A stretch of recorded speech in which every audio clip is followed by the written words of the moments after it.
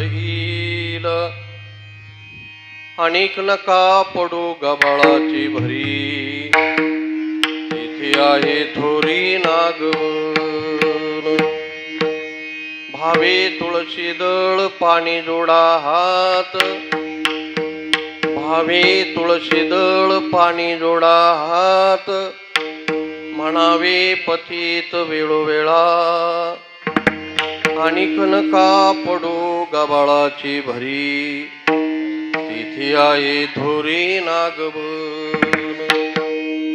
तुका म्हणे हा तव कृपेचा सागर, तुका म्हणे हा तव कृपेचा सागर, नामासाठी पार पाववेल, अनेक नका पडू गबाळाची भरी, तिथे आहे थोरी नागवन. पांडुरंगा करू प्रथम नमन, पांडुरंगा करू प्रथम नमन, पांडुरंगा करू प्रथम नमन, पांडुरंगा करू प्रथम नमन. दुसरे चरणा संतांचिया, दुसरे चरण संताचिया, दुसरे चरण संताचिया. त्यांच्या कृपादाने कथेचा त्यांच्या कृपादाने कथेचा विस्तार, बाबाजी सद्गुरुदास तुका, बाबाजी सद्गुरुदास तुका, बाबाजी सद्गुरुदास तुका. समचरण सरोजम सान्द्र नीलांबुदाभं, जगणनीत फाणी मंडणं मंडणानां, तरुण तुलसीमाला कंधरं कञ्जनेत्रं, सदयधवलः संविठ्ठलं चिन्तयामि. नमामि सद्गुरुं शान्तं सच्चिदानन्दविग्रहं, पूर्णब्रह्मपरानन्द ईशमानन्दिवल्लभं. नमो सद्गुरु तुकया ज्ञानदीपा, नमो सद्गुरु सच्चिदानन्दरूपा, नमो सद्गुरु भक्त कल्याण मूर्ती, नमो सद्गुरु भास्करा पूर्ण कीर्ती. देवराज सेव्यमान पावनाग्रि पंकजं, व्यालयज्ञसूत्रमिन्दुशेखरं कृपाकरं, नारदादि योगी वृंदवंदितं दिगंबरं, काशिकापुराधिनाथ कालभैरवं भजे. जयांती केलिया स्मरण, होय सकळ विद्येची अधिकरण, तेची वंदो श्री चरण श्री गुरूंची ती नमस्कार. आता ओम नमो सद्गुरु जय जय किसनगिरी बाबा. ओम नमो सद्गुरु जय जय किसनगिरी बाबा. ओम नमो सद्गुरु जय जय किसनगिरी बाबा. काय वाजवा. ओम नमो सद्गुरु जय जय किसनगिरी बाबा. जय जय किसनगिरी बाबा, जय जय किसनगिरी बाबा. किसनगिरी बाबा जय जय किसनगिरी बाबा. जय जय किसनगिरी बाबा, जय जय किसनगिरी बाबा. किसनगिरी बाबा जय जय किसनगिरी बाबा. ओम नमो सद्गुरु जय जय किसनगिरी बाबा. ओम नमो सद्गुरु जय जय किसनगिरी बाबा. ओम नमो सद्गुरु जय जय किसनगिरी बाबा. ओम नमो सद्गुरु जय जय किसनगिरी बाबा.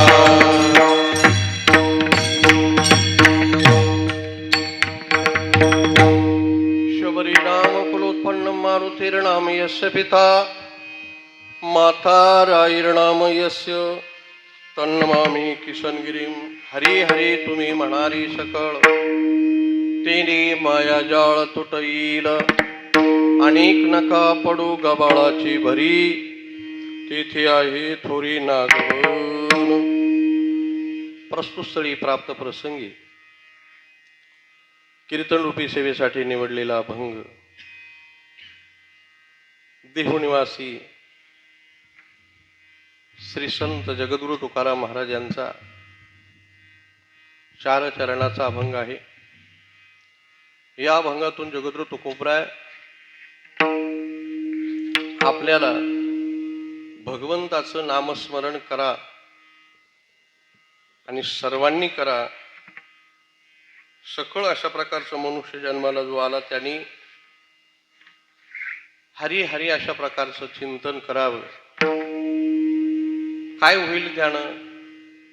जगद्र तुकोबराय आपल्या जीवनातला अनुभव या अभंगातून प्रकट करतात. त्या हरीचे चिंतनानं संपूर्ण जीवनातलं जी माया जाळ आहे, जी माया आहे ती माया आपल्याला त्रास देते. त्या मायेमुळं जन्म मरण चुकत नाही.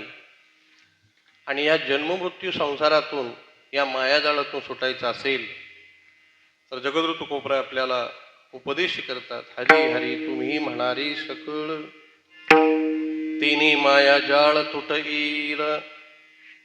इतर साधनं या मायेतून सुटण्यासाठी बरीच काही जरी असले तर जगद्गुरु तुकोबरायांनी त्याला गबाळ म्हटलेलं आहे. अनेक नका काही गबाळाची भरी किंवा अनेक नका पडू गबाळाची भरी तेथे आहे थोडी नागवण. तिथं आपली नागवण कमी राहू द्या बरं का. माझा आवाज मला जमत नाही ते. इथलं मॉनिटर द्या, आवाज कमी ठेवा सगळा. मामा तेथे आहे थोडी नागवण. आपली नागवण होईल. मग त्या भगवंताचं नामचिंतन करत असताना अगदी साधं आणि सोपी भक्ती आपल्याला सांगितली. काही करू नका, अंतःकरणात भाव ठेवा. काय भाव ठेवा आणि काय भगवंताला अर्पण करा? भावी तुळशी दळ पाणी जोडा हात, म्हणावी पतित वेळोवेळा. हे सगळं करीत असताना आपण त्याच्या समोर फार मोठे आहोत असं दाखवूच नका. पतित पतित अशा प्रकारचं आम्ही लहान आहोत, पतित आहोत असं अंतःकरणपूर्वक त्या भगवंतासमोर आपलं मन, आपली श्रद्धा प्रकट करा. काय होईल तुकोबराय त्यानं? तुकोबराय म्हणतात तो दयेचा सागर आहे, हा कृपेचा सागर आहे. मग तुम्ही जर त्याचं नामचिंतन केलं, हरिहरी अशा प्रकारचा जप जर केला तर तो भगवान तुका म्हणे हातव कृपेचा सागर नामासाठी पार पाववील. या तुम्ही केलेल्या नामासाठी, नामचिंतनामुळं तो तुम्हाला यातून पार अशा प्रकारचं या माया जंजाळातून पार पाडील असं तुकोबराय आपल्या जीवनातला अनुभव या ठिकाणी प्रगट करतात. विठ्ठल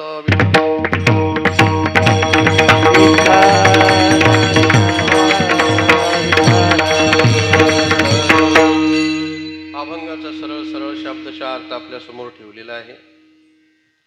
चालू असलेला अखंड हरिनाम सप्ताह भगवान श्री कालभैरवनाथाच्या जन्माष्टमी निमित्तानं श्री ग्रंथराज ज्ञानेश्वरी पारायण सोहळा आणि कीर्तन महोत्सव भगवंताच्या कृपेनं, श्री कालभैरवनाथांच्या कृपेनं, श्री समर्थ सद्गुरू किशनगिरी बाबा यांच्या आशीर्वादानं, त्याचप्रमाणे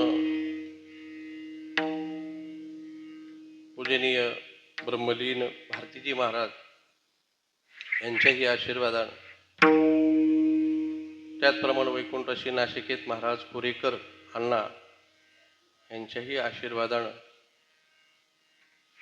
परमश्रद्धेय पूजनीय आपल्या सर्वांचं श्रद्धास्थान पूजनीय गुरुवर्य बाबाजी आणि पूजनीय स्वामीजी महाराज यांच्या मार्गदर्शनानं, आशीर्वादानं आपल्या गावातील सर्व महाराज मंडळी यांच्या उपस्थितीमध्ये हरिभक्तपरायण विजय महाराज पवार, हरिभक्तपरायण लक्ष्मण महाराज नांगरे, हरिभक्तपरायण गणेश महाराज तनपुरे या सर्वांच्या उपस्थितीमध्ये आणि आज कीर्तनासाठी सर्व जे उपस्थित असणारे टाळेकरी वृंद यांच्या उपस्थितीमध्ये गायनाचार्य सर्व मंडळी, आता ज्यांनी साल गायली गायनाचार्य या ठिकाणी अतुल महाराज, सोमनाथ महाराज, दोन्ही मृदंगाचार्य, आमच्या शिष्याचे सुपुत्र बरोबर आहे, नातू शिष्य हा नातू शिष्य ज्ञानदेव धुमाळ यांचे चिरंजीव आहेत आणि आपले गोदेगावचे जगदीश महाराज जगदीश महाराज या ठिकाणी उपस्थित आहे. विनेकरी रामभाऊ, रामकिशन भाऊ, ज्ञानदेव भाऊ, पठारे महाराज छोटे, संदीप भाऊ इकडे टाळकरी रोहित, जगन्नाथ महाराज, विजय महाराज, गणेश महाराज, ओमकार ओंकार महाराज, नितीन भाऊ, सुखदेव भाऊ, अध्यक्ष महाशय, तुम्ही महाशय म्हणलो बरं, पण उपवास नाही, अध्यक्ष आदी करून सर्व, आणि आमच्या रामेश्वर भाऊची सुंदर साऊंड सिस्टीम आहे. सगळ्याला चांगला आवाज दिला आज. आता ते तुम्हाला असं राहतं, कोणाला जादा लागतो, काहीला कमी लागतो.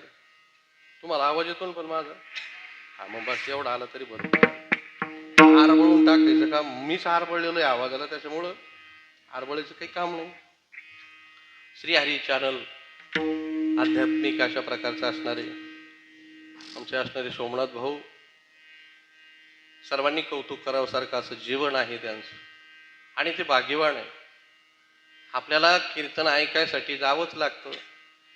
ते या निमित्तानं कीर्तनही ऐकतात आणि त्याचा प्रसारही करतात. दोन्ही काम आहे. टाकतानाही पुन्हा अशा प्रकारचं पुन्हा ऐकायला मिळतं आणि पुन्हा चिंतनही ऐकायला भेटतं. ज्ञानेश्वरीचं चिंतन ते आपल्यापर्यंत पोहोचतात. पूजनीय देवीदासजी महाराजांच्या ज्ञानेश्वरी मंदिरामध्ये असलेलं ज्ञानेश्वरी प्रवचन ज्ञानेश्वरी त्या ठिकाणी सांगतात, आणि ते सर्व प्रक्षेपण ते त्यांच्या यूट्यूबच्या माध्यमातून करतात. ही संत संगतीची त्यांच्या जीवनामध्ये फार मोठी पुण्याई आहे. तेही उपस्थित आहे. आपल्या गावातील सर्व आबालवृद्ध, सर्व भाविक भक्त या ठिकाणी उपस्थित आहेत. आणि महाराजांना आज निमंत्रण होतं, पण जेवण्याचं. महाराज उशीर होईल कीर्तनाला, आणि प्रवास लांबचा होता, त्यामुळं तुमच्याकडे आलो नाही. आणि दुपारीच फोन केला होता. कालच्या महाराजाला जेवण होतं, मग आजच्याही महाराजाला आपण बोलवू. म्हणजे विलास भाऊ या ठिकाणी उपस्थित आहे, विनेकरी आहे, सुंदर अशा प्रकारचे हार्मोनियमची साथ करणारे आमचे कृष्णा हा कोकणी, म्हणजे ते आमचे शिष्य होते बरं का. त्यांचे शिष्य आणि त्यांचे वडील आणि आम्ही गुरुबंधू वामन बाबाकडे शिकलो होतो पकवान. अशी सर्व मंडळी. आणि आजचा विशेष म्हणजे आज असं आहे, आजचं कीर्तन म्हणजे आलेल्या पाहुण्याबरोबर कोणीतरी जेवायला बसवलं पाहिजे घरातलं. आजचं कीर्तन कशासाठी ते म्हणले, आलेले जे कोणी पाहुणे असतात ना, मग त्याला स्वयंपाक जरी केला महाराज, मग त्याला कोणाला तरी घरातल्याला बसवावं लागत, एकट्याला जेव घालीचा का, मग कोण पाहिजे. मग ते म्हणले, मोठा आहे तू घरातला, मग तुम्हीच बसा जेवायला यंदा. म्हणून आजच्या सप्ताहामध्ये यंदाच्या हे पाहुण्याबरोबरच मला थोडंसं जेवण्याचं कीर्तन आहे. आणि आमचं ठरलेले तुम्हाला सांगायला हरकत नाही. मी म्हटलं माझी हाऊस झालेली आहे कीर्तनाची, मी पारायणात फार सुखी आहे, काही टेन्शन नसतं पारायणामध्ये. काही बाकीचे काही आहे भरपूर आहे आम्हाला तसं, पण ते एवढं काही नाही. आनंद आहे पारायणाचा. कीर्तन करा तुम्ही, एक वय असतं कीर्तन करायचं. पण आता कीर्तनाची सांगायची गावात अशा प्रकारची तृप्ती होऊन गेलेली आहे. सर्व ही मंडळी गुणीजन तयार झालेली आहे. पण यांनी विचार केला, ते म्हणले महाराज तसं नाही, वर्षातून तुमच्यापासून सुरुवात, दरवर्षी एक महाराजाचं कीर्तन होणार.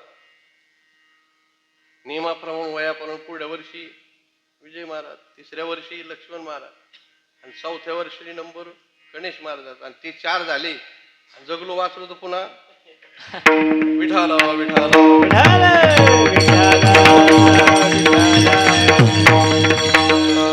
असं म्हणून हे कीर्तन आहे.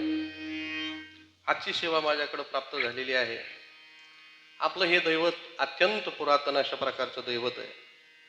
श्री कालभैरवनाथाचा या ठिकाणी हा उत्सव बाबाजींच्या आशीर्वादानं या संस्थांचा, देवस्थानचा सर्व कायापालट झाला.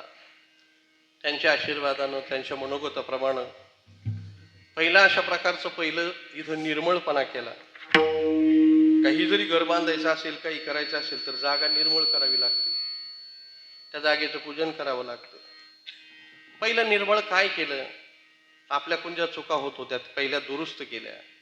आपली जी श्रद्धा होती ती श्रद्धा ती अशी परंपरेनं चालत आलेली श्रद्धा होती श्रद्धाच, पण ती तमोगुणी श्रद्धा होती. आणि ती पूजनीय गुरुवर्य बाबाजींनी आपल्या सद्गुरूच्या आशीर्वादानं, श्री समर्थ सद्गुरू किशनगिरी बाबा बहिरवाडीला नित्य नेवाशाला जाताना दर्शनाला यायचे.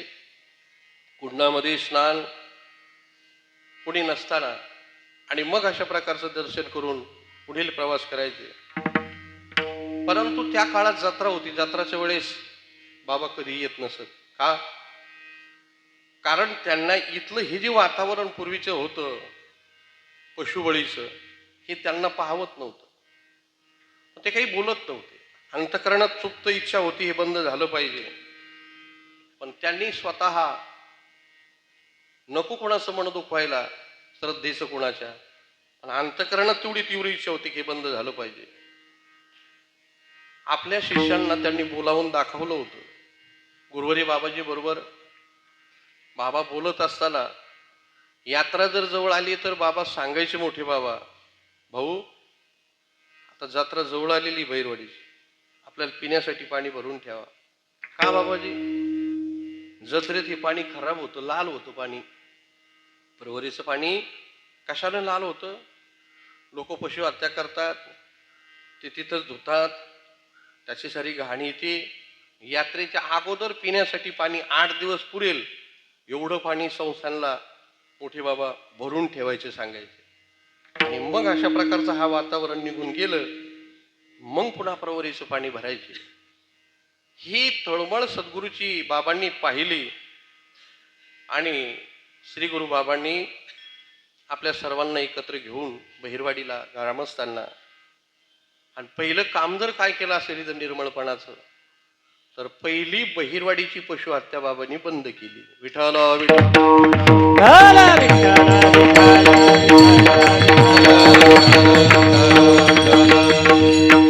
बराचसा त्रास झाला, पण बाबाच्या शब्दापुढं, कारण ते संत वाक्य आहे, त्यांच्या शब्दाला सर्वांनी दुजोरा दिला.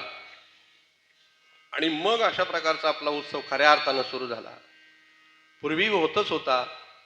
जन्माच्या दिवशी तेवढं देवगड तिथं बाबा देवासपाशी भजन करायचे लोक खडकावर, आणि आज ओली पाहिली का भात असन तेवढा शिजवायचा. चंद्रोदय झाला म्हणजे जन्म झाला, चंद्रोदय झाला म्हणजे जन्म झाला. लोक इकडं पाकशाळेत भजन करायचे, कोणाचं कबीरपंथी भजन, कोणाचं ते शेंड्या पेटून अशा प्रकारचं भजन अशा प्रकारचं चालायचं. सगळ्या संपूर्ण तालुक्यातली भजनी मंडळी यायची, भजन करायची. काळी 4ला भजन होतं त्या काळचं, माईकची गरज नव्हती, असा खणखणीत आवाज राहायचा. एक एक अभंग वाटायला तर 12 वाजून जायचे, आणि 12 वाजता बरोबर जन्म सोहळा साजरा व्हायचा. आणि मग अशा प्रकारचं बाबाने हा खऱ्या अर्थानं उत्सव सुरू झाला. मग काय करायला पाहिजे?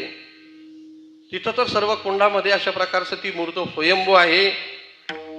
मग मौनी बाबांना त्या ठिकाणी सांगून बाबांच्या शेजारी या ठिकाणी पहिलं मंदिर बांधलं. अनेक वर्ष ते मंदिर राहिलं. तदनंतर बाबांनी जिथं भगवान आहे त्या भगवंताला मंदिर असावं त्याचा प्लॅन तयार केला. आपल्या सर्वांना सूचना केल्या. नाही स्वतः बाबांनी फार मोठं योगदान दानाच्या रूपानं मंदिरासाठी दिलेलं आहे. सर्वांनी भरभरून दिलं. कुटीच्या पुढं मंदिर आपलं सुंदर उभं राहिलं. जाण्यासाठी पूल झाला. पाणी असेल तर वर दर्शन होतं, पाणी नसेल तर खाली स्वयंमूर्तीचं दर्शन करता येतं. 5 रविवार यात्रेसारखे भरतात, आणि संपूर्ण यात्रेमध्ये 5 रविवारामध्ये जिकडं तिकडं आपल्याला 3 दगडाच्या चुली, त्याच्यावर वरण बरं का, आणि गौऱ्यान त्याच्यावर भाजलेले बट्टे असा नैवेद्य आपल्याला खऱ्या अर्थानं त्यांच्या मनोगताप्रमाणे आज अशा प्रकारचा 2 टप्प्यामध्ये जन्माचा 8 दिवस आणि यात्रेच्या निमित्तानं 3 दिवसाचा उत्सव श्री गुरूंच्या मार्गदर्शनानं, बाबांच्या मार्गदर्शनानं आपण करतो. पाहता पाहता मंदिर झालं, सुंदर झालं. त्याच्या पुढं अशा प्रकारची पुन्हा कमान झाली. पुन्हा त्या ठिकाणी अशा प्रकारचं महाद्वार झालं. पहिलं महाद्वार तर आपण पहिलंच केलेलं होतं, तीही जसं या सर्व दृष्टीनं योग्य अशा प्रकारचं बसलं. आणि पाहता पाहता हा कीर्तन सभा मंडप, अन्नपूर्ण धर्मशाळा, या ठिकाणी भक्त निवास, हे सर्व नियोजन प्रत्येक वेळेस आल्यानंतर कुठं काय करायचं याचं मार्गदर्शन बाबा करतात. आणि त्यांनी सांगितलं तसं आत्तापर्यंत ही सर्व विश्वस्त मंडळी आणि गावातील सर्व भाविक भक्त बाबांचा शब्द फुलासारखा झेलतात. कारण त्याच्यामध्ये आपलं त्या ठिकाणी स्वार्थ आहे, आपलं भलं आहे, आपलं हित आहे. आणि आपल्या हितासाठी वर्षातून 3 वेळेस गुरुवर्यांचं आगमन आपल्या या ठिकाणी होतं. परवा सुद्धा बाबाजी येणार आहेत, सर्वांनी हजर राहा, असं त्यांच्या मार्गदर्शनानं सुरू झालेला हा श्री कालभैरवनाथ जन्मोत्सव सोहळा दिवसेंदिवस वृद्धिंगत वाढत चाललेला आहे. त्यामध्ये अन्नदान वगैरे सर्व अशा प्रकारचं आहे. 2 दिवस प्रयोग आम्ही करून पाहिला. 7 ते 9 कीर्तनं ठेवले, 9 वाजता जेवण. परंतु लहान मुलं, इतर भाविक भक्त प्रसादाच्या इच्छेने येणारे, त्यांच्यासाठी आज बदल केला. 7लाच बरोबर पंक्ती बसल्या. सर्व अशा प्रकारचं अन्नदान भरपूर झालं आणि नेहमीचे जेवढे आहे तेवढे आहेच आपले कीर्तनाला, त्याच्यामध्ये काही फरक नाही. जेवले तरी एवढेच आहे आणि नाही जेवले तरी एवढेच आहे. त्यामुळं आपला हा जो नियम आहे दरवर्षीचा, चालू ठेवा. हाच चालू ठेवायचा. विठ्ठल विठ्ठल.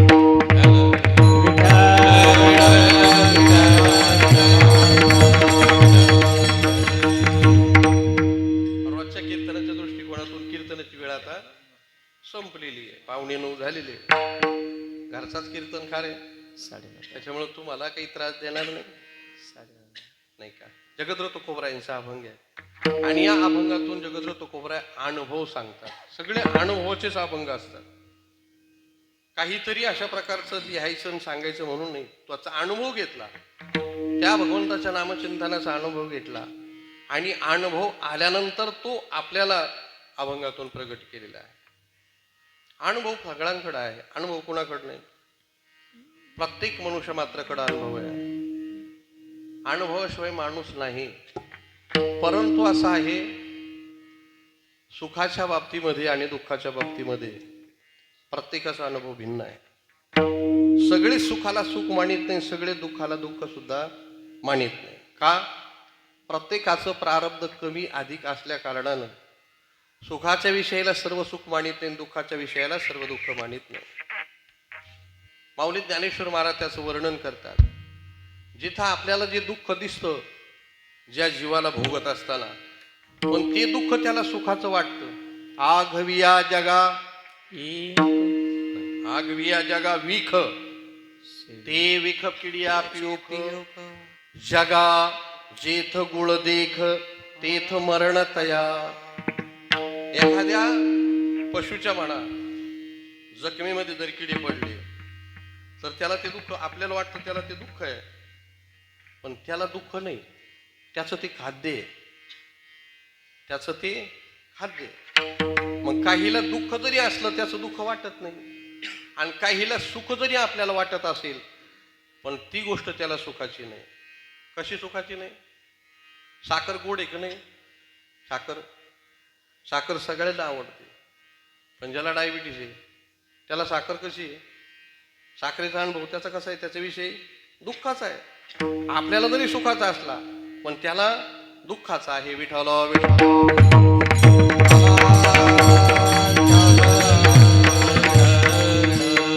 एक सुभाषितकार सांगतात, प्रत्येकाचा अनुभव एकमेकाला हिताचा ठरू शकत नाही, एकाचा दुसऱ्याला. प्रत्येकाचा अनुभव वेगळा आहे. लोब्धानाम यातक शत्रू, चोराणाम चंद्रमारिपो, जार श्रीणाम पतिशत्रू, मूर्खाणाम बोधको रिपुः. 4 गोष्टी सांगितल्या सुभाषितकाराने.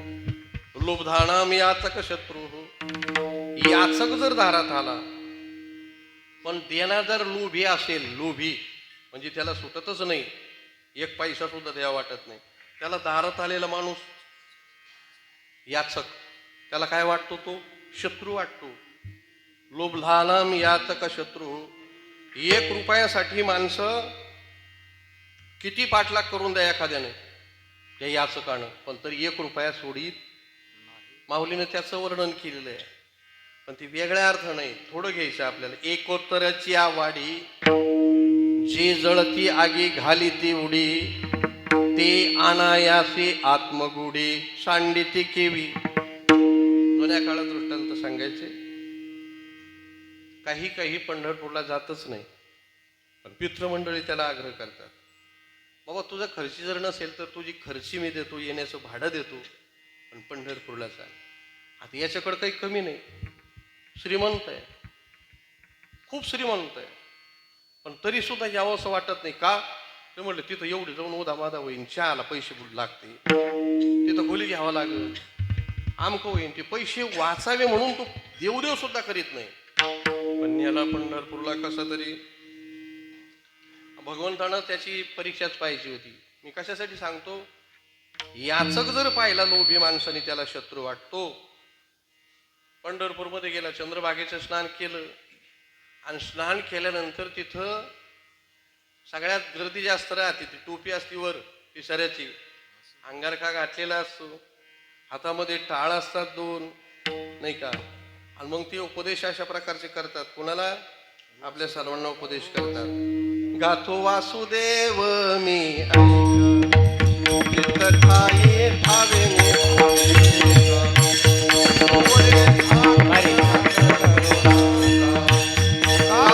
करीत बैसला से लेखागा. राम राम स्मरा,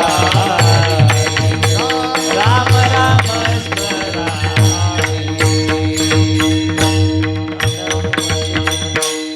वासुदेव आणि वासुदेव म्हटलं तरी बरं होईल, पण म्हणत नाही ते. वासुदेव नाही म्हणत, वासुदेव असून वासुदेव म्हणत नाही. पण खरं आहे वासुदेव आणि वासुदेवच म्हटला पाहिजे. म्हणजे आपले कोणी 1 रुपया मागण्यासाठी काहीतरी आपल्याला उद्बोध करतात, आपल्या वडिलाचं नाव सांगितलं त्याचा उद्धार करतात. वासुदेव, पांडुरंगाने नाव वेश घेतला वासुदेवाचा आणि याला गाठलं.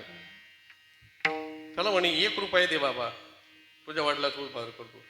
त्याला नाही म्हणता येईल. ते म्हणे माझ्याजवळ मी नाही, कपडे तिथं घरी ठेवले मठात. याला वाटलं कशाला येईन मठात. ते म्हणले मठात येईन पण 1 रुपया दे मला. याला वाटलं कशाचं मठात येतो. हा गेला तिथं,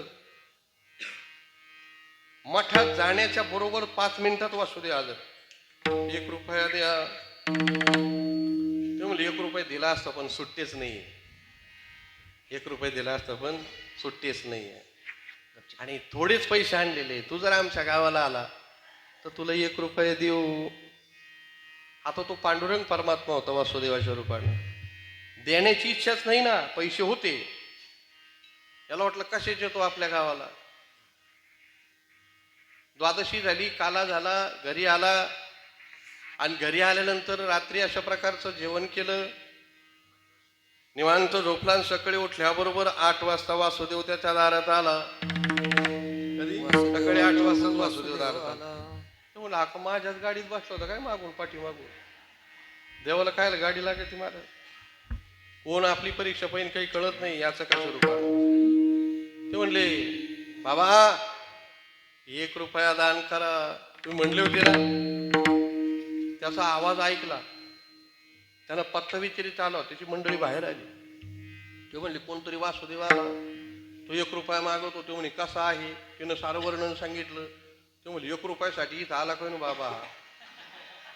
मग त्यानं त्याच्या बायकोला सांगितलं तुम्ही असं कर, मी मरतो म्हणले आता घटीवर कोटा कोटा आणि तू रड. त्याला म्हणा मालक घरी आले आणि काय देव पावला नाही, सकाळी सकाळी त्यांचं निधन झालं. तो म्हणले 1 रुपयासाठी तुम्ही मरात होय. म्हणजे तुला 1 रुपयाची काय किंमत कळणार आहे, तुम्ही म्हणतो तसं कर. आता ती बिचारी पतिव्रत होती, तिला वाटलं जाऊ त्या काय नादी लागत यांच्या. रडायला लागली ती. गाव गोळा झालं, सगळे शेजारी गोळा झाले. काय झालं ते म्हणले मालक, हिला मस्त माहिती होतं पण मालक गेले.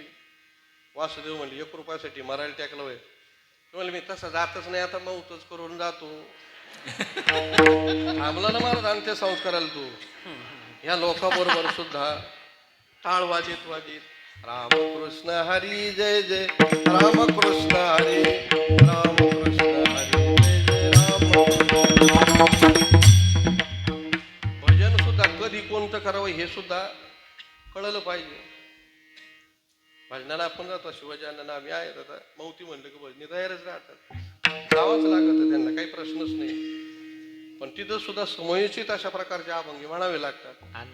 एकदा अनुभव आला, एका गावाला मी गेलो, त्यांना अभंग काढला, जयाची ये द्वारे सोन्या मबू. म्हणलं दुसरं म्हण. ते म्हणलं मला तेवढाच येतो. म्हणलं येऊ नाही म्हणताय, अभंग माऊलीचाच आहे पण इथं जयाची द्वारी नाही, हा मरणाच्या द्वारी आला. इथं मरणाचं येत असलं तुला तेवढं म्हण, तू मस्त म्हणणार ती म्हणजे मला दुसरा येतच नाही म्हणलं म्हणू नको. कळलं पाहिजे ना तिथं कोणतं म्हणा. उजळली भाग्यात. उजळले भाग्यात. उजळली भाग्य आता वारली पण तिची ही नाही वारली. हा ही वार विनोद सोडून द्या. भजन कोणतं करावं आता मला सांगा. मौतीच्या पुढे ज्ञानबा तुकाराम म्हणावं का?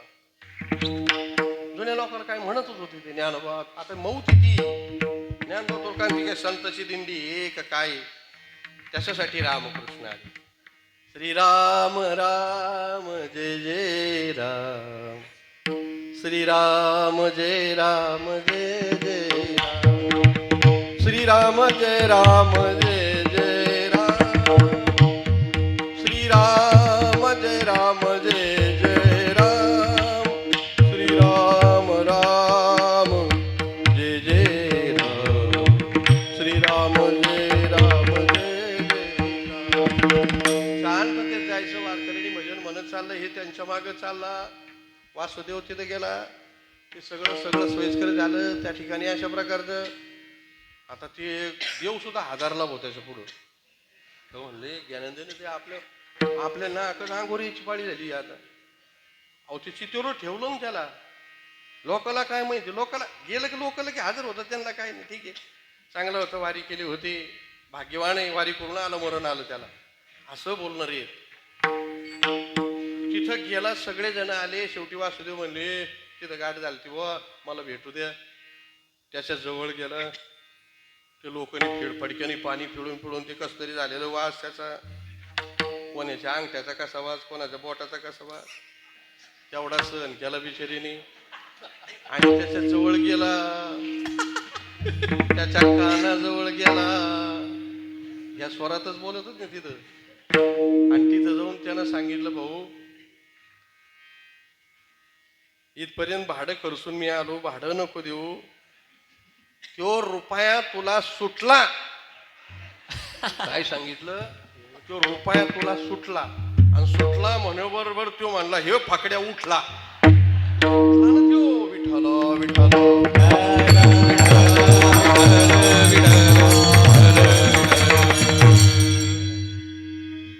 माऊलीने उगच ओवी सांगितली नाही. एकोत्तराची वाढी हा दृष्टांत पूर्वीचे संत महात्मे सांगायचे. जे जळती आगी घाली ती उडी. 1 रुपया मिळवण्यासाठी जळत्या आगीत उडी घालतात पण 1 रुपया सोडत नाही. मी कशासाठी सांगितलं. याचक देव कोणत्या रूपाने आपल्या पण लोभी माणसाला तो काय वाटतो शत्रू वाटतो. हा त्या याचक या लोभ्याचा अनुभव आहे. चोरानाम चंद्र मारी पोहो. आता चंद्र उगवला तर आनंद वाटतो पण आपल्याला. हा चंद्र उगवल्यानंतर उगवला चंद्र पुनवेचा. उगवला चंद्र पुनवेचा. रात्री महाराजांनी सांगितलं चंद्राचा उजेडच नाही म्हणले तो आता रात्री. आणि काल चतुर्थी होती बुवा. कालच होती ना. काल होती परवा होती. परवा. आता उजेड सगळा देवाचाच आहे पण ज्याला दिला त्याचा तर पडतो का नाही. आता आपला तरी का उजेड आहे का कोणाचा आहे. पण निदान आपला आपण तर म्हणायलाच पाहिजे की नाही. त्या चंद्रप्रकाशामध्ये सगळ्यांना अशा प्रकारचं हा किती सुंदर अशा प्रकारचं आहे. चंद्र उगवल्यानंतर चकोराला आनंद वाटतो नाही का. सगळ्यांना आनंद वाटतो. चंद्राच्या प्रकाशामध्ये धान्य अशा प्रकारचं जर पेरलेलं असेल तर ते सुंदर उगवतं. त्याच्यामध्ये अमृतकण असतात नाही का. चंद्राचं अमृतकण अशा प्रकारचं त्यामध्ये पडतं. आता कोजागिरी पौर्णिमा होऊन गेली.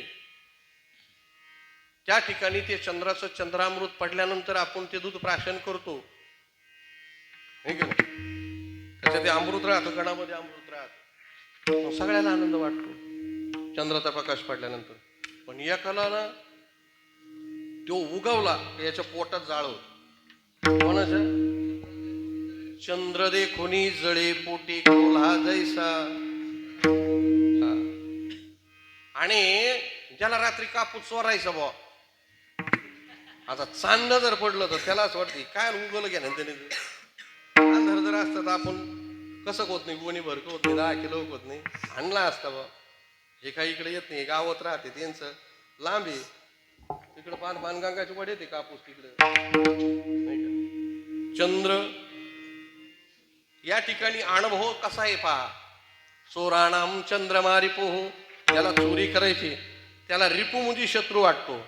जार शिनाम प्रतिशत्रू मूर्खानाम बोधको रिपुः, मूर्खाला उपदेश केला का त्याला तशा प्रकारचा तो शत्रू वाटतो. असा प्रत्येकाचा अनुभव भिन्न आहे. विठाला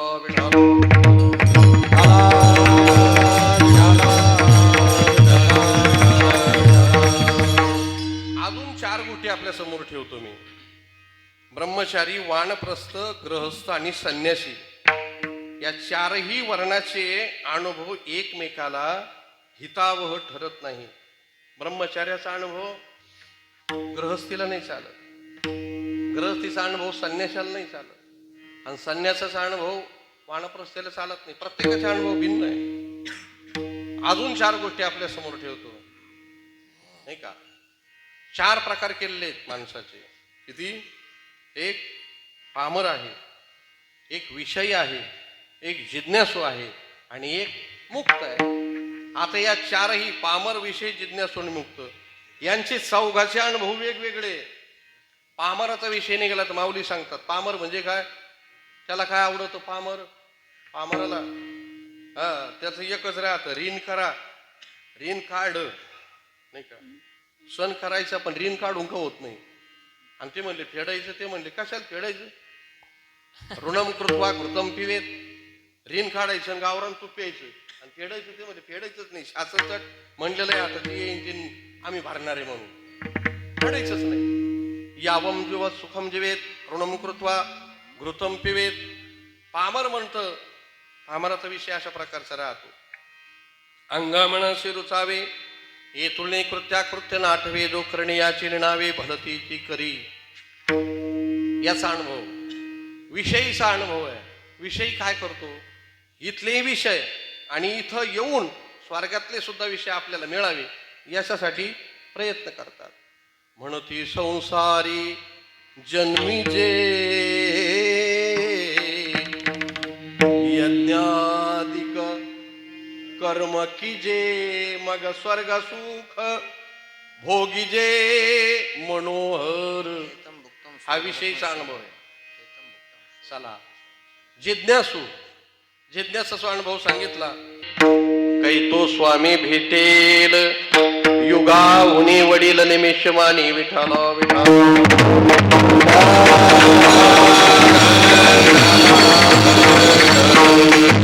चौथा वर्ग आहे मुक्त. ऐका, तुम्हाला जेवल्यामुळे झोप यायला लागल्या ना. आता ते होतच, जेवलं मग ती येतीस कोण, झोप. ते जुने म्हणत होते ती भजन, झोप काळाची बहीण नाव तिचे चंडाळीन. मग ती झोप कीर्तन तर लवकर येते, ती कीर्तनामध्ये येते. आणि आजचं कीर्तन शांत आहे, तुम्हाला काही टेन्शन नाही, अजिबात नाही. ऐका वाटलं तेवढं ऐकायचं, नाही ऐकायचं मस्त डोकला घ्यायचं मस्त पैकी. अहो झोपेची गोळ्या खाल्ल्यापेक्षा हे चांगलं आहे का नाही. तर भाग्य समोर आपल्या कीर्तनात जर झोप येत असेल तर आपला गुण येतो बा. मी असं म्हणतो, आपला गुण येतो. ज्याला झोप येत नसेल ना त्याने कीर्तनाचा बस, मग आपला गुण आहे, झोप येते त्याला. मुक्त पुरुषाचा अनुभव जगद्गुरु तुकोबांनी सांगितला. मुक्त कोणाला म्हणतात. विनोद भरपूर ऐकले तुम्ही, विनोदवारी जीवन घालूच नका. एखादा विषय जरी कळाला आणि त्याचं अनुकरण आपल्या जीवनात जरी घडलं तरी संतांनी आतापर्यंत हे जे करून ठेवले ग्रंथरचना त्यांना समाधान वाटेल. चला एक विषय का होत नाही, एखाद्याला कळालाय परमार्थाचा. मुक्त पुरुषाचा अनुवाद केलेला आहे. मुक्त कोणाला म्हणतात त्याचा अनुभव आहे एका आंधळ्याच्या रूपाने. सहज मी आंधळा गा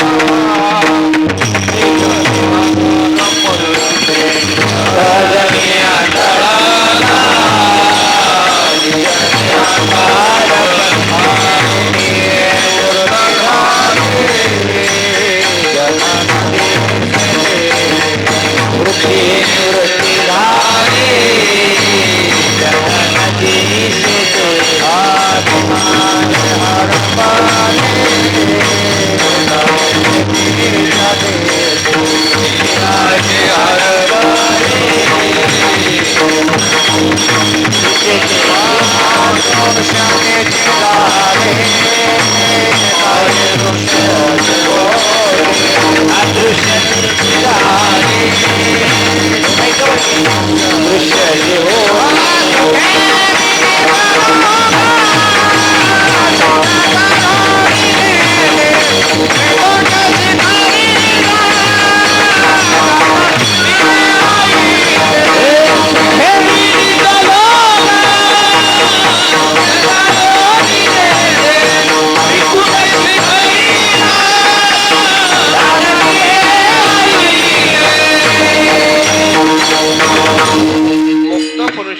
अनुभवाचा अनुवाद या आंधळ्याच्या रूपकाच्या अभंगातून जगद्गुरु तुकोबारायांनी केला. काकडा प्रकरण म्हटलं की सगळे अभंग येतात. काकडा जर केला तर ताल तयार होतो, काकडा केला तर पाठांतर होतं, काकडा केला तर सगळ्या गोष्टी परमार्थातल्या अनुकूल अशा प्रकारच्या होतात. म्हणून काकडा अत्यंत महत्वाचा आहे. मुक्त पुरुषाचा अनुवाद या अभंगातून जगद्गुरु तुकोबारायांनी केलेला आहे.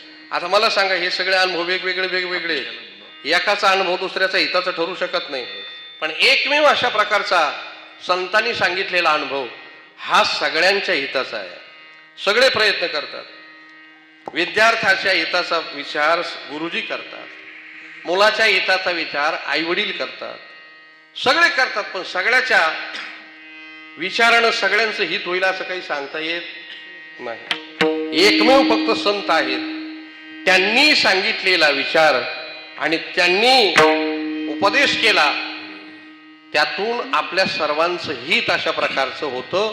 एकमेव संत आहे का त्यांनी सांगितलेल्या अनुभवानं आपल्या सर्वांचं हित होतं. म्हणून तेची माझे हित करीती सकळ, माझे हित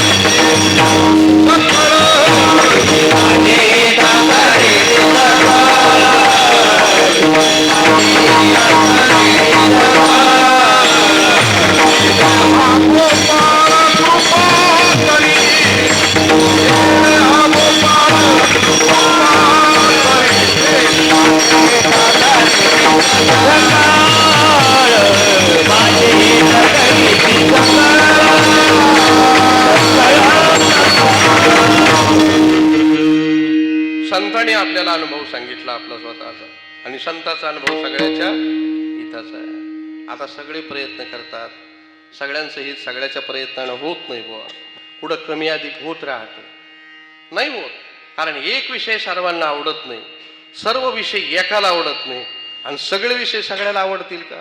तुम्हाला पहिलं ते ठेवावं लागतं टेबलावर. काय ठेवावं लागतं? काय म्हणतात त्याला ते पुस्तकाला? Menu card. Menu card. माझं मेनू कार्ड एकच विषय राहतो का कोणाचा? कोणाला पनीर टिक्का आवडतो, कोणाला पनीर भाजी आवडते, आणि रात्री महाराज म्हणले मला डाळ तडकाच आवडतो. आवडतो रामभाऊ डाळ तडका, कोणाला शेवभाजी. म्हणजे पदार्थ जरी असले तरी खाणारे वेगवेगळे, विषय वेगवेगळा आहे. तसं इथं सुद्धा तसंच आहे. प्रत्येकाची आवड भिन्न आहे आणि प्रत्येकासाठी वेगवेगळं आहे. पण संताकडे जरी गेलं ना, त्यांचे विचार आणि सगळ्यांचंच हित होण्यासारखं त्यांच्याकडे अशा प्रकारचा अनुभव असतो, आणि त्यांनी सांगितलेल्या अनुभवानं सर्वांचं हित होत असतं. अजून पुढं सांगेल मी तुम्हाला. श्रुती मातेने सुद्धा सर्वांच्या हिताचा विचार केला, पण श्रुती मातेनं सांगितलेले विचार सुरुवात सर्वांचं हित करू शकत नाही. अहितापासून काढिती हित देऊनी वाढिती, नाही श्रुती परोती माऊली जगा. अहितापासून काढलं, हित देऊन वाढवायचा प्रयत्न केला, अशी श्रुती माता, याच्यापेक्षा जगात दुसरी माता असू शकत नाही असं प्रमाण आहे. पण माऊली ज्ञानेश्वर महाराजांनी सांगितलं, श्रुती म्हणजे वेद. या वेदाने सुद्धा सगळ्याला अधिकार दिला नाही बुवा.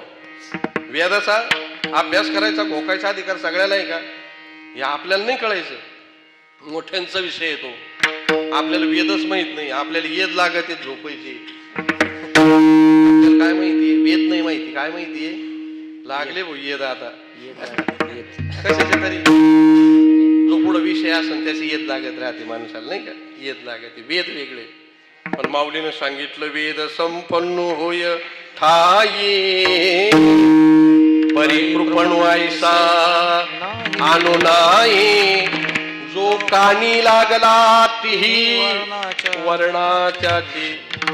वेद फक्त 3 वर्णाच्या कानी लागला. कोण? या 3 वर्णाला वेद घोकायचा अधिकार आहे. ब्राह्मण, वैश्य आणि क्षत्रिय. ब्राह्मण, क्षत्रिय आणि वैश्य या 3 जणाला वेद घोकायचा अधिकार आहे. मग होईल का सगळ्याचं हित? वेदानं होईल का सगळ्याचं हित? नाही आहे. बरं, पुराणाने सगळ्याचं हित होतं का नाही? पण पुराण वेगवेगळे आहेत. 18 पुराण आहेत. प्रत्येक पुराणात ज्याचं ज्याचं पुराण आहे त्याचंच गुणवर्णन आहे, त्याचंच गुणवर्णन आहे. पुराणानं सुद्धा प्रयत्न केला, पण तुकोबराय सारखे म्हटली आर्थे लोपले पोराणे.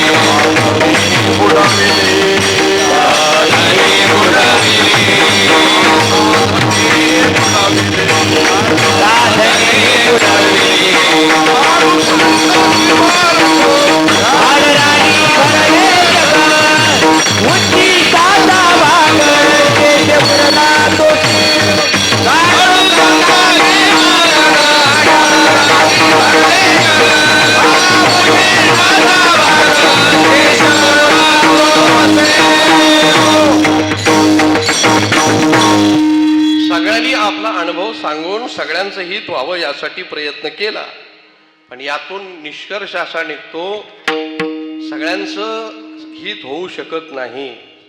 फक्त एकमेव हित करणारे जर कोण असेल या जगामध्ये तर ते संत आहे, आणि त्यांनी सांगितलेला अनुभव हा सर्वांचं हित करणार आहे. संतांनी सांगितलं तुम्हाला उत्तम अशा प्रकारचा नरदेह प्राप्त झाला ना, कोणीही आपल्या स्वतःच्या प्रयत्नानं मनुष्य जन्माला येऊ शकत नाही. कारण अवघड आहे. शास्त्रकार सांगतात दुर्लभम त्रैमवेतम देवानुग्रह हेतुकम मनुष्यत्वम मोक्षत्वम महापुरुष संश्रया.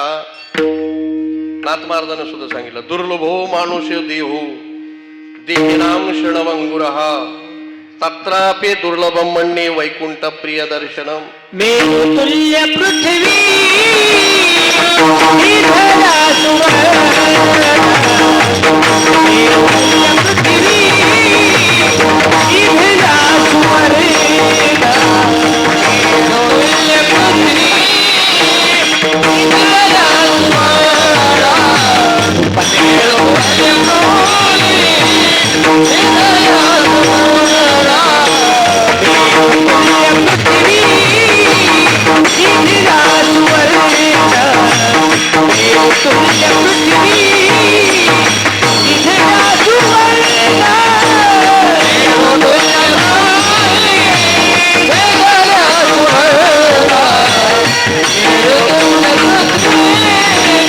इधरा सुवर्ण.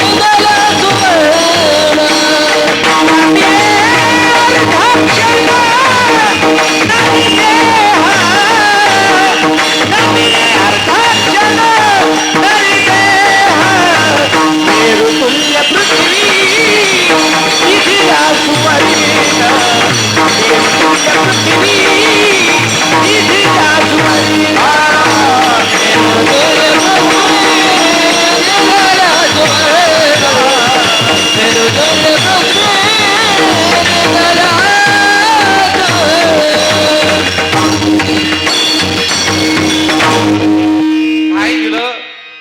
देवाला एवढं जरी दिलं ना तर एक क्षणभर सुद्धा अर्धक्षण नरदेह मिळणार नाही.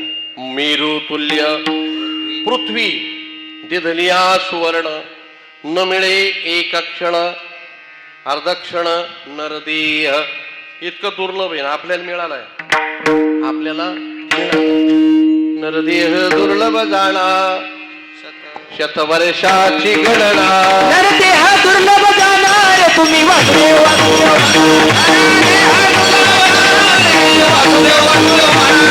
शतवर्षाची गणना तुम्ही वासुदेव वासुदेव.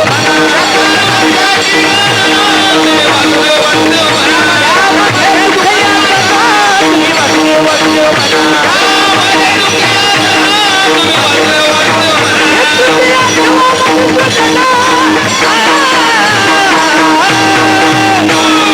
वासुदेव.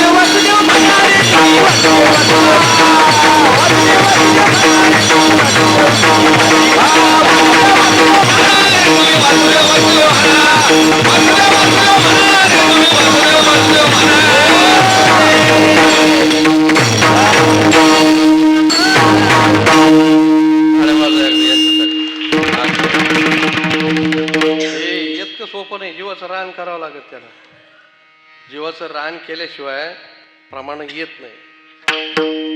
नरदेह दुर्लभ जाणा शतवर्षाची गणना त्यामध्ये दुःख यातना तुम्ही आठवा मधुसूदना. वासुदेव वासुदेव म्हणा. असा नरदेह दुर्लभ आपल्याला प्राप्त झाला. संतांनी सांगितलं आपल्याला, कोणी सांगितलं नाही, नुसतं दुर्लभ झाला. मग मिळाला ना आता. मग आता या मिळालेल्या नरदेहातून मिळाला पण पुढं लय मोठे दुःख आहेत. अनेक अशा प्रकारचे त्या ठिकाणी मृत्यू आहे. पुढं संसारातली माया आहे. हे सगळे जाळच आहेत. सगळे संसारात काय आहे, सगळे जाळच आहे. त्याला मायाजाळ म्हटलेलं आहे. मग या मायाजाळातून जर सुटायचं असेल, नरदेह मिळाल्यानंतर यातून जर सुटायचं असेल, साधन एकच सांगितलं आणि ते अनुभव सिद्ध साधन. काय करा तुम्ही? अभंगाचं पहिलं शरण. हरी हरी तुम्ही म्हणारे हरी हरी तुम्ही म्हणारे हरी हरी तुम्ही म्हणारे सकळ हरी हरी तुम्ही म्हणारे सकळ हरी हरी तुम्ही म्हणारे सकळ हरी हरी तुम्ही म्हणारे सकळ हरी हरी तुम्ही म्हणारे सकळ हरी हरी तुम्ही म्हणारे सकळ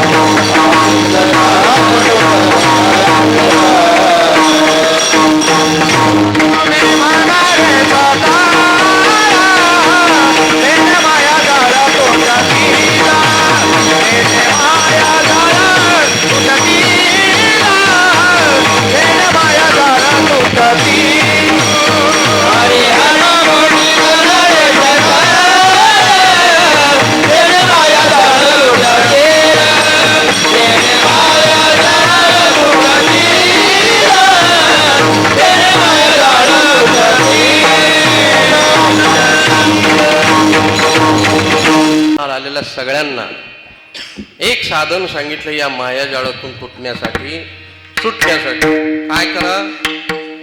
फक्त एवढंच म्हणा, हरी हरी तुम्ही म्हणा. म्हणजे ते स्वतः त्याचा अनुभव आधी घेतलेला आहे. असं नुसतं दुसऱ्याला सांगितलं नाही.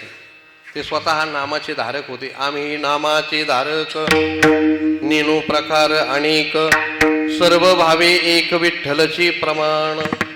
म्हणून आपल्याला सांगतात हरी हरी तुम्ही म्हणारे सकळ. आणि हरी हरी फक्त याच देहानं म्हणता येतं बरं का. हेची देही घडे देवाचे भजन आणि हे ज्ञान नाही कोणी. बरं, पशु पक्षाच्या जन्माला गेल्यानंतर त्यांना दुःख आहे, दुःख आहे, परंतु दुःख सांगता येत नाही आणि त्या दुःखातून मुक्त होता पण येत नाही. ज्यांना दुःख आहे, दुःख कळतं, त्यातून मुक्त होण्याचा उपाय पण माहिती आहे, परंतु प्राप्त झालेलं देवलोक, देव शरीर त्यात राहून ते भगवंताचं नामचिंतन करू शकत नाही, करू शकत ते. तिथं फक्त पुण्य आहे तोपर्यंत राहायचं आणि पुण्य संपल्यानंतर ते तम भुक्त्वा स्वर्गलोकम विशंती. हा?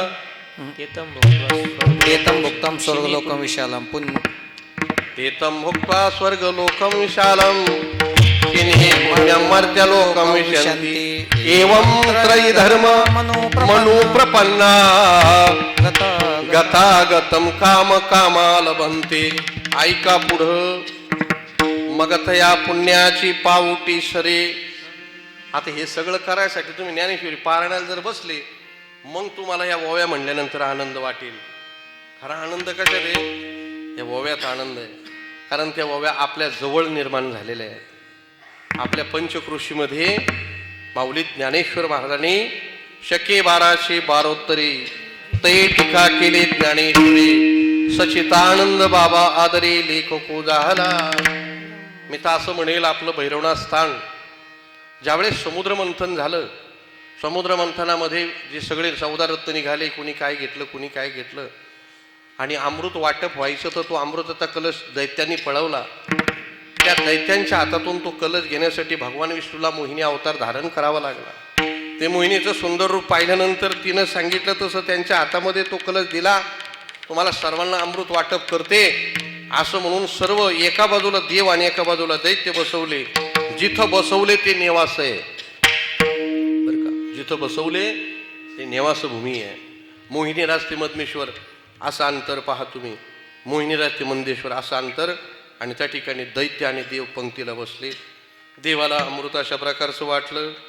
त्यामध्ये एका राहू अशा नावाच्या राक्षसानं देवाचं रूप घेऊन अमृत अशा प्रकारचं हातामध्ये घेतलं, आणि ते घशातून खाली जाण्याच्या अगोदर चंद्र, भगवान चंद्र त्यांनी पाहिलं आणि विष्णू भगवंताला मोहिनीला कुणवलं, हे अमृत पिणारं देव नाही आहे, त्यानं देवाचं रूप धारण केलेलं आहे, आणि अमृत जर पेला तो अमर होईल. तत्क्षणी भगवंत आणि मोहिनीने आपल्या कर्णातलं कर्णफूल काढलं. सुदर्शन चक्रानं त्या राहूचा निवटीला राहूचा घसा. ते कदंबावरी म्हाळसा वास निवासे पैकीला. ते अमृत समुद्राला जाईल, आणि म्हणून भगवान शंकराने पाचारण केलं काल भैरवनाथ. सगळे देव तिथंच होते ना.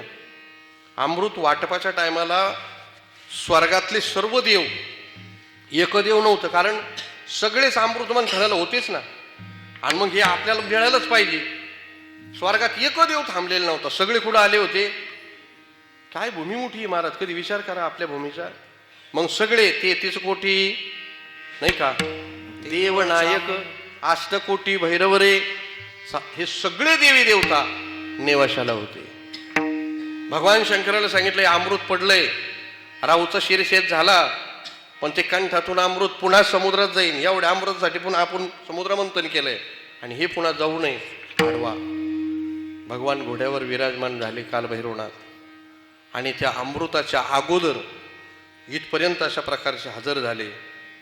या ठिकाणी टापा, घोड्याच्या पावलाच्या खुणा आपल्या परवरीमध्ये आहेत, खडकावर उमटलेल्या.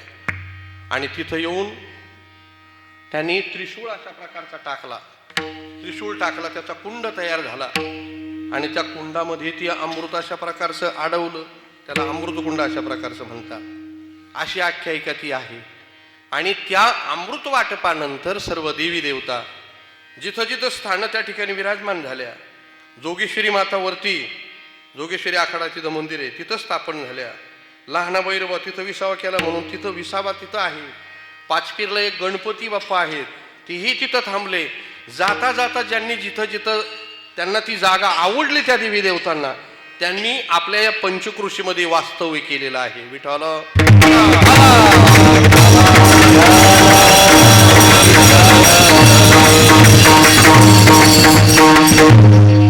आणि म्हणून या अमृताचं वाटप झालं. अमृत देवांना मिळालं, पण हे ज्ञानामृत सर्वांना मिळावं यासाठी पुन्हा जे मोहिनी भगवान झाले विष्णू, तेच भगवान विष्णू पुन्हा काय झाले, माऊलीच्या अवतारानं प्रगट झाले. लोपले ज्ञान जगी इतणे न ती कोणी, अवतार पांडुरंग नाव ठेविले ज्ञानी आरती ज्ञानराजा. माऊली ज्ञानेश्वर महाराजांनी ज्ञानेश्वरी सांगितली. मी तर मला असं त्यांच्याविषयी बोलावं असं वाटतं. कधीतरी हा विषय माऊलींच्या लक्षामध्ये होता. हे अमृत इथं गेलं, मग ते कुठं अडवलं. निवृत्तीनाथाला घेऊन कधीतरी आंघोळीला इथं बैरवाडीला सुद्धा हे 4 भावंड त्या काळात आले असतील. 2.5 वर्ष जर नेवाशाला राहिले. भैरवनाथाने जिथं अमृत अडवलंय त्या भैरवनाथाच्या भैरववाडीला माऊलीचे चरस्पर्श झालेले असणारच, त्याशिवाय हे निर्माण झालं नाही. विठ्ठल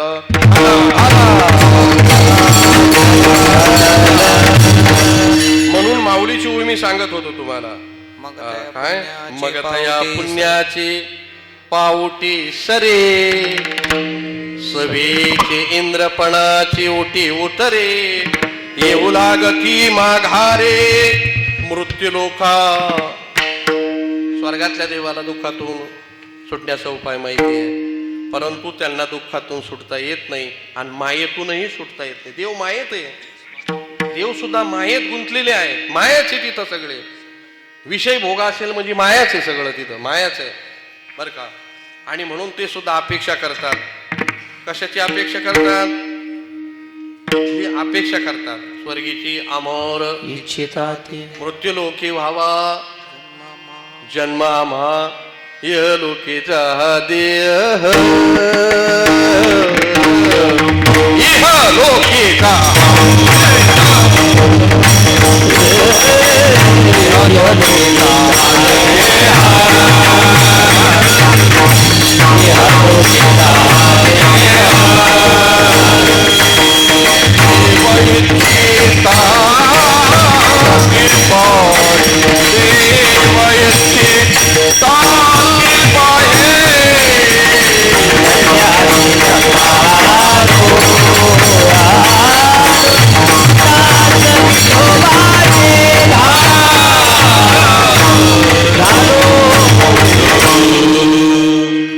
या देहाची इच्छा देव लोकातले देव करतात बुवा. कशासाठी? नारायण नामे हो जीवन मुक्त कीर्तनी अनंत गावो घेते.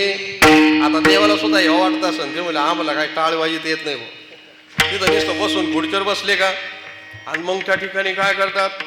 गंधर्व गात गाणी नाही का? गंधर्व गात गाणी नाचणी उर्वशी मुख्य विलासनी उर्वशी मुख्य विलासनी अंतुरिया. त्या सगळ्या ओव्या पाठ अशा जेथ अमरत्व हे सिंहासन, जेथ अमरत्व हे सिंहासन राजधानी भुवन अमरावती ऐरावता सारिकी वाण राजधानी भुवन अमरावती. हे सगळं फक्त भोगतात ते, देवाचं नाव घेत नाही ते. देवाचं नाव कोणाला घेता येतं? देवाचं त्या टाळ करायला घेता येतं, भजन करता येतं, वाजवता येतं, कीर्तन करता येतं. तुम्हाला बसून येतं टाळी वाजवतोय ती कीर्तन ऐकायला येतं. तिथं काय एखादा बोय का नाही म्हणले आज एकादशी आहे ना आणि वैकुंठात एखाद्याचं कीर्तन कीर्तन स्वर्गात एखाद्याचं कीर्तन आहे का? तिथं जर कीर्तन होत असते ना इथले लोक म्हणले आपल्याला ती तारीख मिळाली पाहिजे राव. ते म्हणले मत परराष्ट्रात फिरलो पण स्वर्गात आपलं काही कीर्तन झालं इथून अपेक्षा केली असते आपण, पण कीर्तन नाही तिथं. ऐसा या कीर्तनी ब्रह्मरस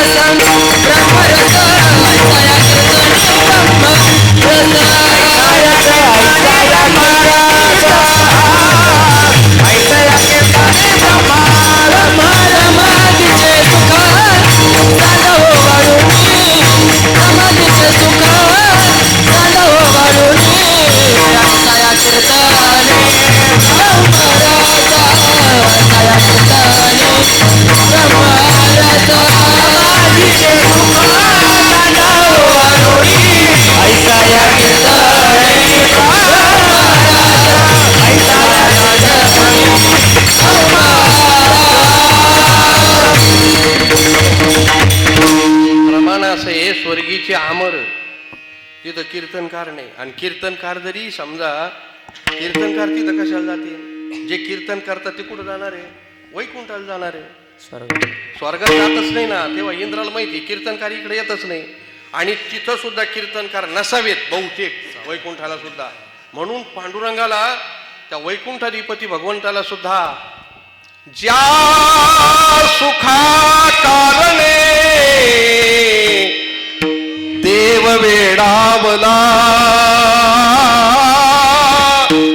वैकुंठ सोडोनी संत सदनी राहिला. वैकुंठ सोडोनी संत सदनी राहिला. तिथं जर असतं भजन तर त्यानं वैकुंठ सोडलं असतं का? पंढरपुरामध्ये आला, इथं सगळीकडे महाराष्ट्र भूमीमध्ये अशा प्रकारचे जिथं संत आहे तिथं तो येतो.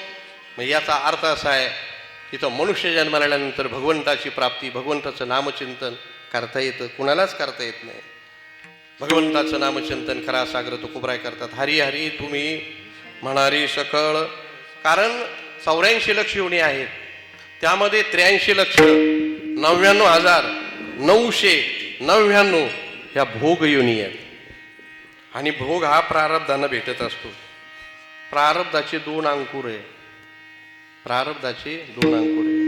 भोगाच्या बाबतीमध्ये सर्व पारतंत्र्य ते भोगाच्या बाबतीत मुंगीपासून तर ब्रह्मदेवापर्यंत भोगाच्या बाबतीत पारतंत्र आहे. कारण जे प्रारब्धात असेल ते भोगायला मिळेल आपल्याला. आणि भोगाचे 2 अंकुर आहे. एक प्रारब्धाचे 2 अंकुर, एक भोग आणि दुसरी वासना. वासना भोगाच्या आपण भोगाच्या पारतंत्र्यात जरी असलो बरं का, परंतु वासनेच्या बाबतीत स्वतंत्र आहे. वासनेच्या बाबतीमध्ये स्वतंत्र आहे. ह्या जी वासना आहे त्यालाच अशा प्रकारच्या त्या वासनेमुळं जन्म मरण या गोष्टी चुकत नाही. मग पशुपक्ष्यांना ज्ञान अभावामुळं आणि देवादिकांना कर्म अभावामुळं भगवंताचं नामचिंतन करता येत नाही.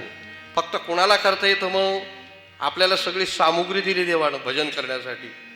दिले इंद्रिये हात पाय डोळे मुख बोलाया वचन, जेने तू जोडसी नारायण.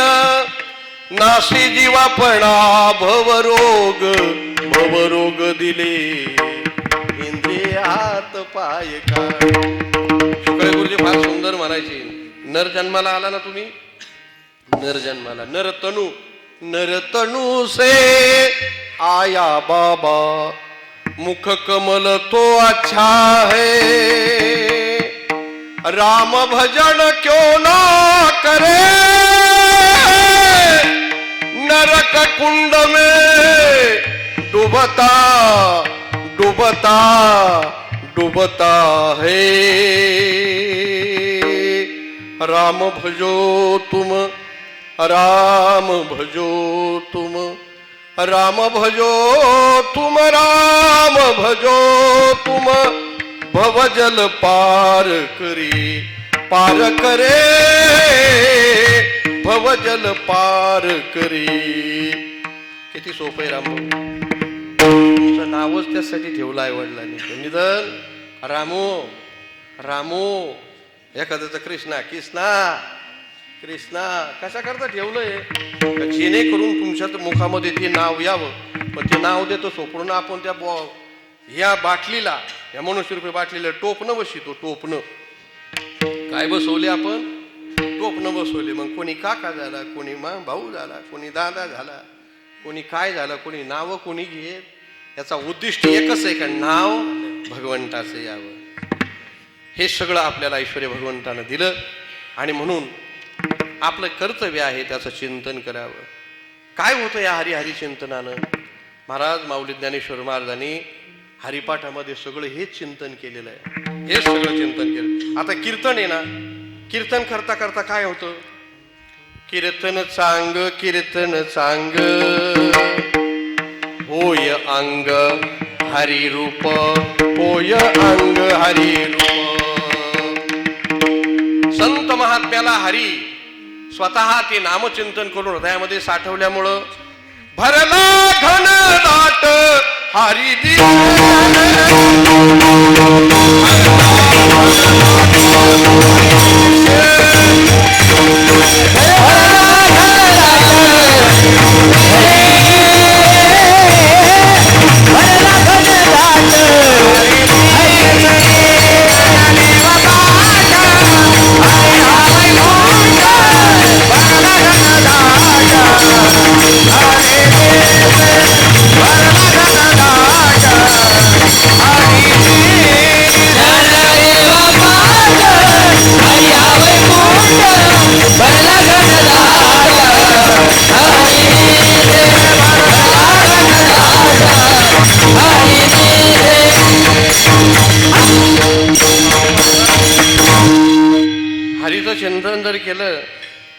हरीचं चिंतन करता करता हरी कुठं दिसतो? भरला घनदाट हरी दिसे. त्यांना सौकड हरी दिसत होत.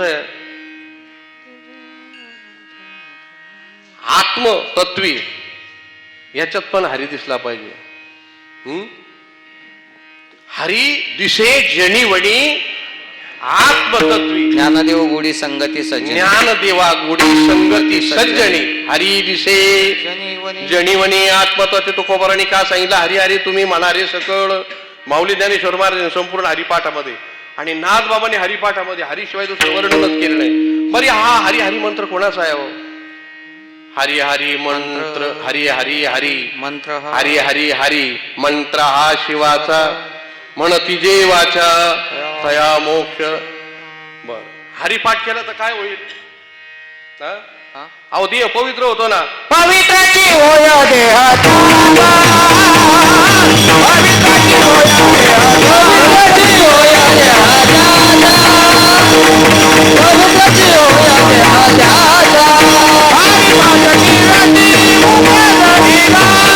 हरिपाठ कीर्ती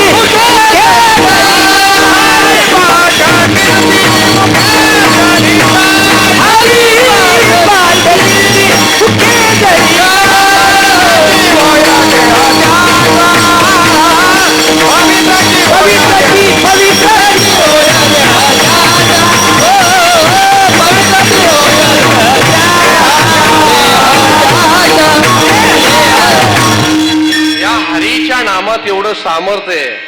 नुसतं हरी हरी म्हटलं तर काय होईल? आपला देह कसा होतो? हरिपाठ कीर्ती मुखे जरी गाये पवित्रचे होय देह त्याचा. भगवंताची कीर्ती भगवंताचं नामचिंतन आपल्या कानावर जर येत राहिलं तर आपला चेहरा आपलं संपूर्ण अशा प्रकारचं शरीर आपलं अंतकरण पवित्र होत राहतं. त्याचा अंतकरण वृत्तीतला भाव चेहऱ्यावर उमटत राहतो. जसं नामस्मरण नाही चिंतन नाही त्याच्या चेहऱ्याकडे पाहिलं ना असं कसं काय वाटत ना पाहवच वाटत नाही त्याच्याकडे. नाम साधना करणारा वारकरी जरी असेल ते छोटे कदम माऊली बरोबर वारीला ते आता मंदिरात होते 5-6-3-4 दिवस मागलं कांडेकर माल साप्त झाला त्यावेळेस. ते नेहमी महिन्याची वारी करत राहतात. अंगावर काही नाही अशा प्रकारचं ते जेऊरचेच येते बाबा. नाव येणं मला त्यांचं. दुसरं बोलतच नाही. त्यांजवळ दुसरं जर विचारलं तर ते म्हणते बोलूच नका. बोलायचं असेल तर फक्त माऊलीविषयी बोला आणि देवाविषयी बोला. माऊलीविषयी बोला. मारुतराव काय नाव आहे त्यांचं? हाती महाराज. दुसरं बोलतच नाही. त्यांनी जर विचारलं ना ते म्हणले प्रपंचविषयी बाकीच्या विषयी माझ्या बोलूच नका. इतकं नामचिंतन आणि चेहऱ्याकडे पाहिलं तेवढं समाधान. तेच फाकत का हरीचं चिंतन आतमध्ये आहे. पण त्याला सुद्धा बुद्धी कशी लागते? अशी बुद्धी दुर्लभ आहे. हरी बुद्धी जपे तो नर दुर्लभ. अशी बुद्धी दुर्लभ आहे. दुर्लभ बुद्धी अशा प्रकारचे. आणि ज्याच्या जीवनामध्ये जर हरी नसेल ना काय होतं? त्याचा जन्म कसा आहे? हरी विन जन्म नरकाची पै जाना पाहुणा प्राणी होय. माऊली ज्ञानेश्वर महाराज सुरुवातीपासून शेवटपर्यंत सांगता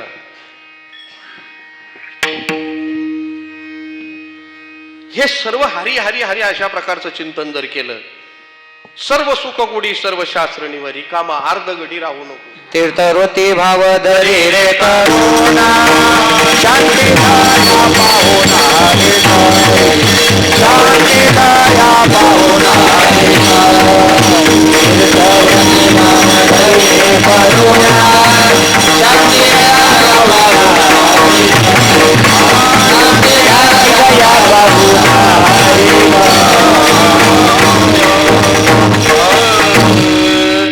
हरी हरी हरी करता करता करता देहाचा विसर पडून जातो.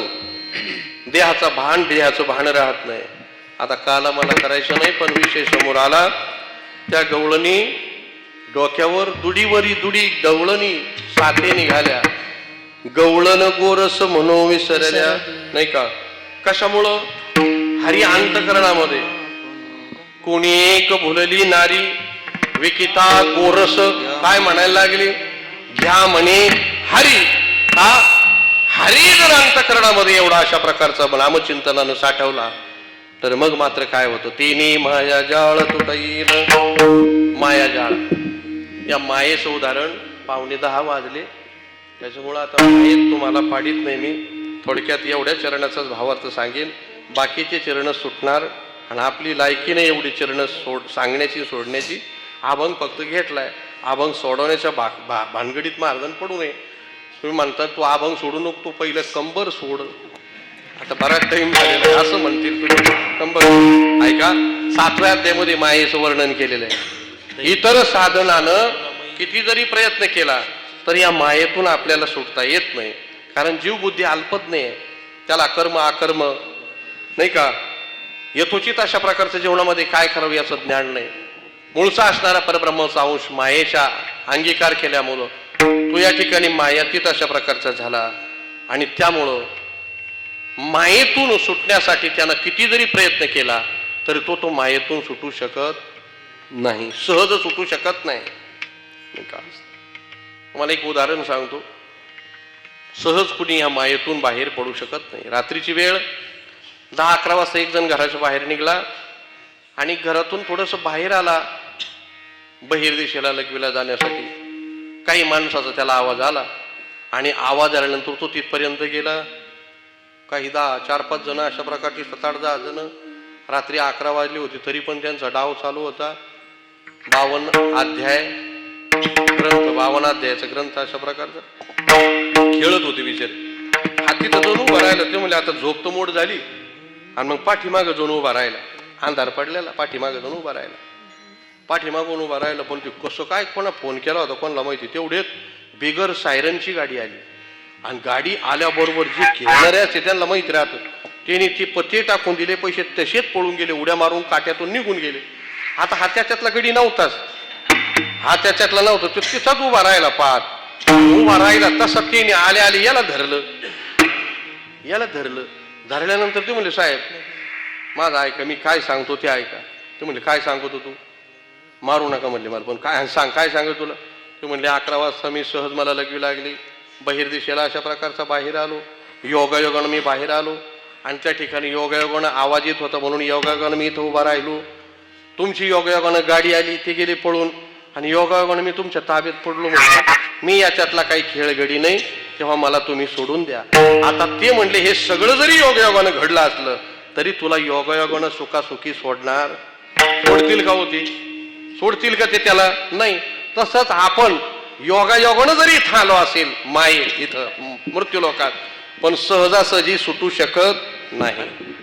गीतेमध्ये भगवंत सांगतात दैवी एषा गुणमयी मम माया दुरत्यया मामेव ये प्रपद्यन्ते मायामेता तरन्ति ते. ही दैवी असणारी माया तिचं वर्णन केलेलं माऊली ज्ञानेश्वर महाराजांनी पुढल्या ओव्यामध्ये केलेले. इथं एक असा नवलाव आहे म्हणते तिचा. इथं एक नवलाव जो जो किती तरुण पावो तो तो आपावो होय तो ऐक. एक स्वयंबुद्धीच्या बाही रिगाले तयाची शुद्धीची नाही जे अभिमानाच्या डोही गर्वेची गिळली. एके वेदत्रियाच्या सांगडी घेतली आमवाची धोंडी ते मदमिनाची तोंडी सगळेची गेली. एकी यजनक्रियेच्या पेटी बांधून निघाले पोटे ते आड पडले दिठी. काय एकी यजनप्रियेची पेटी बांधून निघाले पोटे ते मदमिनाच्या पोटी सगळेची गेली. फार सुंदर वावे बर का, मला आठवणा सहज आठवलं म्हणून सांगतो. येत एकाची तर अजून त्याच्या अगोदर आहे एक स्वयंबुद्धीच्या बाही एक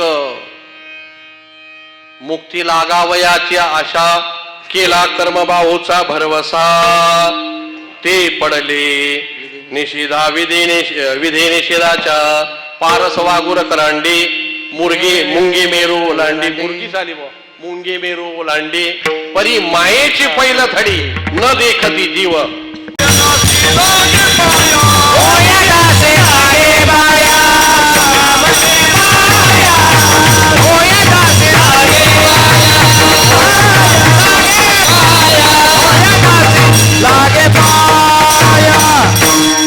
माया जाळ पकडील हरी हरी तुम्ही म्हणारी सकळ तिने माया जाळ तुटईल काय होईल आणि नका पडू गवळाची बरी तिथे आहे तुरी नागवण आणि गबळ वेगळ्या वेगळ्या कारणानं म्हटलेलं आहे. संसारातल्या गबळाला गबळ नाही म्हटलं त्यांनी, कारण त्यांनी संसार केला ना. संसारात त्याला गबळ म्हणून कसं चाललं, आपल्याला तिथं राहायचं. तीच गोंधळी आपल्याला फाटू तर पांघरायची, तीच गोधडी आपल्याला फाटू तर पांघरायची. त्या बिचाऱ्या त्याच जुन्या गोधडीला नवरात्राला धुतात, देवळीस टायमाला धुवून काढतात. ज्या घरात राहायचं त्या घरात आपल्याला रोज झोपायचंय, तिथं आपल्याला राहायचंय, त्यांच्या हाताने अन्न खायचे. त्यांना गबाळ म्हणले असतील का संत? मला विचार करा. अजिबात नाही, संसाराला गबाळ म्हटलेलं नाही, कारण तेही संसारात आले. संसारातल्या कुठल्याच व्यक्तीला साधू संतांनी नाव ठेवलेले. गबाळ कशाला म्हटलं त्यांनी सांगू तुम्हाला. या मायेच्या या दुःखातून कुणीही सोडू शकत नाही. काही साधनं असे गबाळासारखे सांगितलेले. यज्ञ यागे स्वर्ग भोग आड येती करिता तपे काम क्रोध खवळती नित्यानित्य ज्ञानी अभिमान वाढती करिता तीर्थाटने अहंकाराचे प्राप्ती हो धन्य ही आनंदाचे सापडली वेळ. हे गबाळ आहे. इकडे गेलं तर अभिमान सुटत नाही, तप केला तर क्रोध वाढतो. ज्ञानी जर झाला तर म्हणते मला अहंकाराची गोठी, मला ज्ञान झालेलं आहे. गबाळ म्हटलेले म्हणजे त्यानं तुमच्या जीवनातली माया संपणार नाही. फक्त एकच करा, भावे तुळशी दळ पाणी जोडा हात म्हणावे पतित वेळोवेळा पतित पतित मी तो त्रिवाच्या पतित परी तू आपुल्या सत्ते मज खराबी शरती. पतित म्हणावं, त्याचा सेवक म्हणावं, त्याचा दास म्हणावं, त्याचा अशा प्रकारचा भक्त म्हणावं आणि जो आवडेल त्या देवाचा आपण भक्त म्हणावं. विलास भाऊच्या तिथं कायम नवनाथ अशी पोथी चालू राहते हॉटेलमध्ये बरं का. येणारं लोकल सुद्धा ते ऐकलं का शांत होते ते माणसं. ते ऐकून देवेंद्रनाथाचे भक्त आहेत. मडीला दर महिन्याला जातात ते, महिन्याच्या महिन्याला. बरीच भक्त आहे आपले. काणिपनाथाचे भक्त आहे. काणिपनाथ म्हणजे राजा ऐश्वर्य योग आहे. देवगडचे बाबा आपले राजयोग संपन्न अशा प्रकारचं देवगड दत्त स्थान देवस्थान आपलं आहे. राजयोग आहे, सगळे राजयोग आहे. आणि तिथं गेल्यानंतर आपल्याला त्यांचं दर्शनानं आपल्या भक्ताची इच्छा ती परिपूर्ण अशा प्रकारची करतात. पण तिथं आपण काय म्हणायला पाहिजे, पतित पतित मी तो त्रिवाच्या पतित. आणि भगवंताची काही इच्छा नाही आपल्याकडून, फक्त अंतकरणामध्ये भाव असू द्या, त्याला दुसरं काही लागत नाही. भावे तुळशी दळ माता भगिनी रोज करतात. स्नान झाल्यानंतर तांबर पाणी घेतात, दारात तुळशी असते, त्या तुळशीला पाणी घालायचं नम्रतेने, डोक्यावर पदर घेतात, तिला हे कुंकू लावतात, आपल्याला हे कुंकू लावतात आणि 3 प्रदक्षिणा अशा प्रकारचे करतात. नमस्कार केला, झाला देव देव तुमचा, कुठं जायची गरज नाही ना.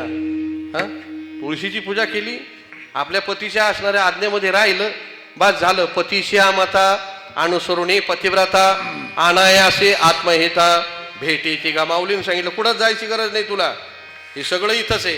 मग काय लागतं देवाला, भावे तुळशी दळ पाणी जोडा हात म्हणावे पतित वेळोवेळा. आमची दया येईल तो खोबरा त्याला.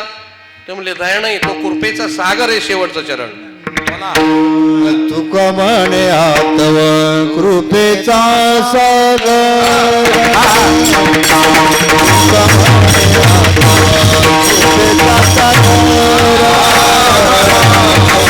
म्हणे आतव कृपेचा सागर तुका म्हणे आतव कृपेचा सागर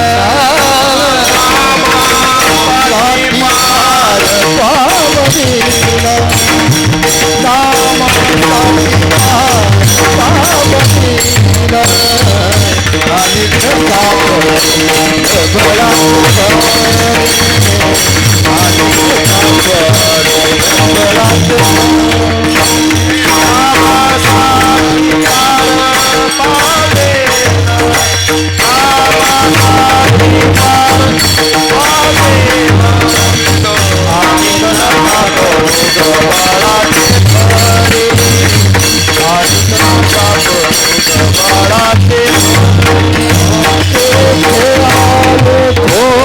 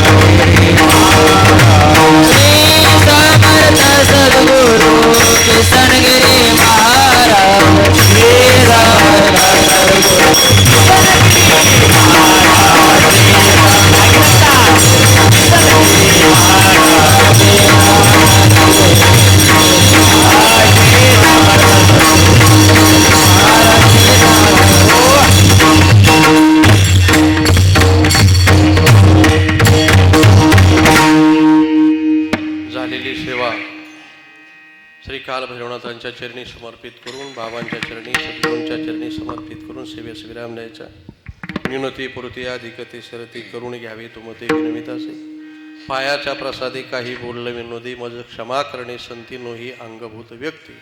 नोही हा उपदेश तुमचे बडविले शेष, तुमच्या पायाचे पोसणे जन्मोजन्मी तुका म्हणे. या न्यायाप्रमाणे हे जे